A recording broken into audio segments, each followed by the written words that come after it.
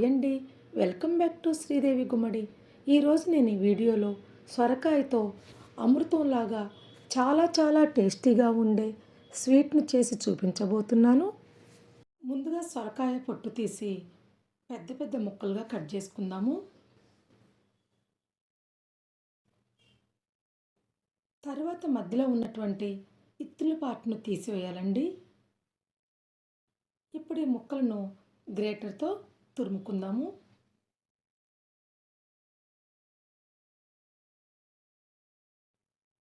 తురుముకున్న తర్వాత ఏదైనా పల్చటి క్లాత్లో వేసి వాటర్ లేకుండా ఇలా పిండుకోవాలి.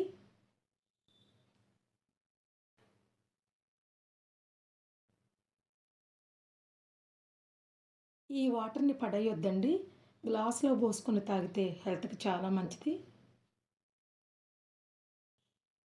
ఈ తురుమును ఒక గిన్నెలో వేసుకొని కొలుచుకుందాము.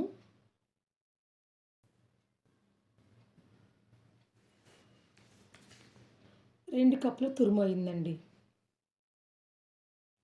ఇప్పుడు ప్యాన్లో 2 స్పూన్స్ నెయ్యి వేసి కరిగిన తర్వాత ముందు జీడిపప్పు వేసి వేయించుకోవాలి. జీడిపప్పు లైట్గా వేగిన తర్వాత కిస్మిస్ కూడా వేసి వేయించుకుందాము. ఈ రెండు వేగిన తర్వాత ఒక ప్లేట్లోకి తీసుకుందాము.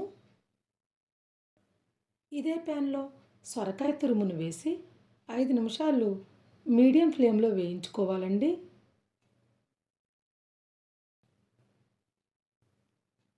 తురుము వేగిన తర్వాత కప్పు పాలు పోసి మంచిగా కలుపుకుందాము. కలిపిన తర్వాత మూత పెట్టి ఫ్లేమ్ని సిమ్లో పెట్టి దగ్గర పడే వరకు ఉడకనివ్వాలి. మధ్య మధ్యలో తిప్పుకుంటూ ఉండాలండి. ఇలా దగ్గర పడ్డాక 2 కప్పులు తురుము అయింది కాబట్టి కప్పు బెల్లం వేసుకోవాలి. అలాగే కొంచెం గ్రీన్ ఫుడ్ కలర్ 2 స్పూన్స్ పాలపొడి వేసి మంచిగా కలుపుకుందాము.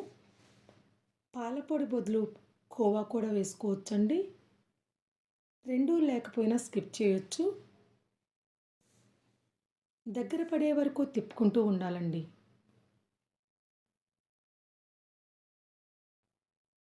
ఇలా దగ్గర పడిన తర్వాత 1 స్పూన్ నెయ్యి వేసుకోవాలి.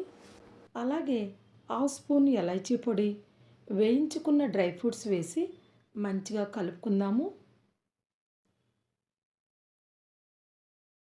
కలుపుకున్నాక 1 నిమిషం ఉంచి స్టవ్ ఆఫ్ చేద్దాము. సొరకాయ హల్వా చేయటం అయిపోయిందండి.